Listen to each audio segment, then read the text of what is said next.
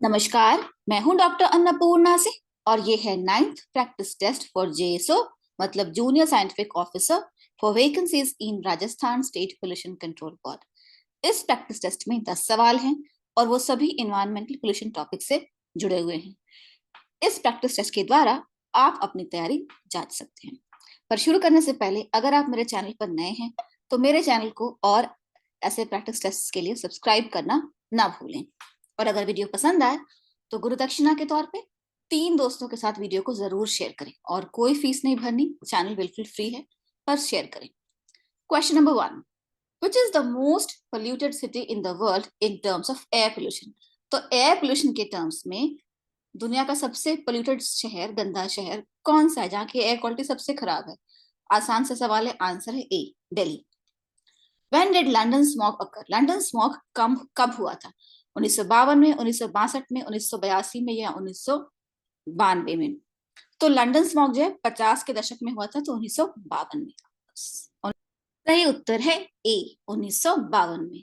ठीक है, 1950s में ये ग्रेट लंदन स्मॉग हुआ था, जिसमें कि जो धुंध है, जो कोहरा है, वो लगातार 5 दिनों तक रह गया था और उसकी वजह से हवा में कोई मूवमेंट नहीं था, कोहरा रह गया और उस कोहरे में सल्फर डाइऑक्साइड घुला हुआ था। सल्फर डाइऑक्साइड मॉइस्चर के साथ रिएक्ट करके सल्फ्यूरिक एसिड बनाता है और उस कोहरे को जब सांस लेने लगे लोग, तो फिर उस कोहरे की वजह से सल्फ्यूरिक एसिड जो था वो मॉइस्चर फॉर्म में लंग्स में गया लोगों के, और बहुत सारे लोगों की मृत्यु हो गई थी उस स्मॉग की वजह से। उसको ग्रेट लंदन स्मॉग कहते हैं।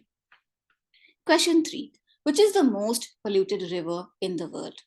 दुनिया की सबसे पोल्यूटेड रिवर कौन सी है? आंसर होगा ए, गैंजेस। गंगा रिवर सैडली दुनिया की सबसे पोल्यूटेड रिवर है और जो मेन कारण है पोल्यूशन का वो सुवेज डिस्पोजल है और सॉलिड वेस्ट डंपिंग है।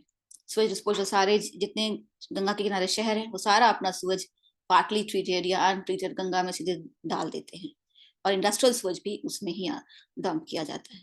विच of the following is the most polluted oceans on the earth. इनमें से कौन सा ओशन है जो सबसे ज्यादा पोल्यूटेड है?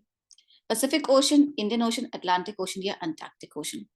सही उत्तर है इसका द पैसिफिक ओशन, और इसका भी सबसे बड़ा कारण सॉलिड वेस्ट डंपिंग और सुवेज डंपिंग है, क्योंकि पैसिफिक ओशन सबसे बड़ा है तो उसके इर्द गिर्द जितने देश आते हैं वो सारा अपना सुवेज वहां डंप कर रहे होते हैं। इसके अलावा सॉलिड वेस्ट डंपिंग होता है, लोग कुछ भी सॉलिड वेस्ट वहां डंप कर देते हैं, तो इसलिए पैसिफिक ओशन सबसे ज्यादा पोल्यूटेड है। और आपने सुना होगा कि पैसिफिक ओशन में अमेरिका का जो किनारा है उससे कुछ दूर पर एक बड़ा सा ग्रेट ओशन पैच है, तो उसमें सिर्फ सॉलिड वेस्ट जो है, फिशिंग नेट्स, प्लास्टिक, ये सब कुछ वहां पे तैरता रहता है। और वो जो मास है वो अपने आप में टेक्सास के साइज का, और टेक्सास कैलिफोर्निया के सबसे बड़े स्टेट में से है, उस साइज का वो एक सूप की तरह है जो पानी में तैरता रहता है, उसमें सारा सॉलिड वेस्ट है। तो ये है। Question number 5, which of the following statements is false. इनमें से कौन सा स्टेटमेंट फॉल्स है, झूठ है? A, indoor air pollution could be several times more toxic than outdoor air pollution. ये सही है, क्योंकि इंडोर एयर पोल्यूशन में अक्सर जब हम घर को फिनाइल से साफ करते हैं तो फिनाइल कितना टॉक्सिक होता है, उसकी गंध घर में होती है और वो हम सांस ले रहे होते हैं। इसके अलावा जो किड्स रूम होता है, बच्चों के रूम में सॉफ्ट टॉयज होते हैं, सॉफ्ट टॉयज में रेशे होते हैं, वो रेशे हवा में होते हैं और वो हम कंटिन्यूसली सांस ले रहे होते हैं, तो वो हमारी सांस के लिए बहुत खतरनाक है, वो रेशा। इसके अलावा कई बार जाड़ों के समय में क्या होता है, कंबल वगैरह हम इस्तेमाल करते हैं तो कंबल में भी रेशे होते हैं, वो सारे रेशे घर की हवा में होते हैं और दूषित कर रहे होते हैं घर को।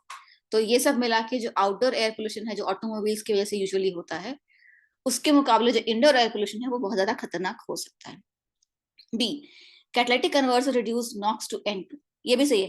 कैटालिटिक कन्वर्टर्स जो होते हैं वो हार्मफुल नॉक्स, नाइट्रोजन ऑक्साइड्स को नाइट्रोजन में रिड्यूस कर देते हैं कैटलिस्ट के प्रेजेंस में। उसके बाद है SPM is remove by ESPs and venturi scrubbers. SPM मतलब सस्पेंडेड पार्टिकुलेट मैटर, वो इलेक्ट्रोस्टैटिक प्रेसिपिटेटर्स मतलब ईएसपीज एंड वेंचुरी स्क्रबर्स के द्वारा रिमूव किए जाते हैं। ये बात भी सच है, तो सही उत्तर है D, none of the above. इसमें कोई भी स्टेटमेंट झूठ है ही नहीं, तो नन ऑफ द अबव होगा। The deepest point on earth is Challenger Deep in Mariana Trench in the Pacific Ocean, Puerto Rico Trench, Java Trench या none of the above। तो ये जो प्योर्टो रिको ट्रेंच है या जावा ट्रेंच है, ये जो है ये एक अंटार्कटिक ओशन में और एक इंडियन ओशन में है। और जो चैलेंजर डीप है ये मरियाना ट्रेंच एक पैसिफिक ओशन में है और ये ही सबसे डीप है। मरियाना ट्रेंच हम सब जानते हैं दुनिया का सबसे डीप सबसे गहरी जगह है वो पैसिफिक ओशन में है। और सबसे गहरा ओशन भी पैसिफिक ओशन ही है क्योंकि बहुत विस्तार है।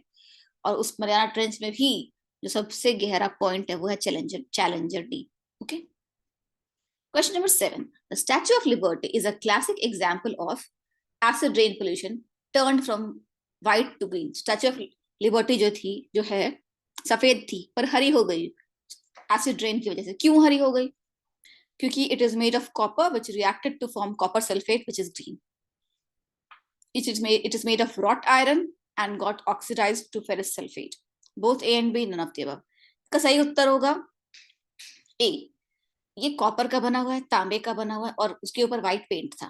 तो जब कॉपर रिएक्ट करता है ना एसिड से, जैसे H2SO4 प्लस Cu, तो CuSO4 plus H2 copper sulphate बना देते हैं और वो हरे रंग का होता है। इसीलिए वो जो उजला था वो कॉपर सल्फेट उसके ऊपर आ गया उस सतह के और वो हरा दिखने लगा।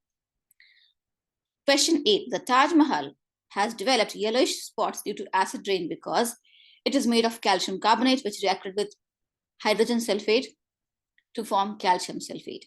कैल्शियम कार्बोनेट जो होता है वो लाइमस्टोन या मार्बल होता है। तो ताजमहल तो मार्बल का बना है तो कैल्शियम कार्बोनेट का तो बना ही है।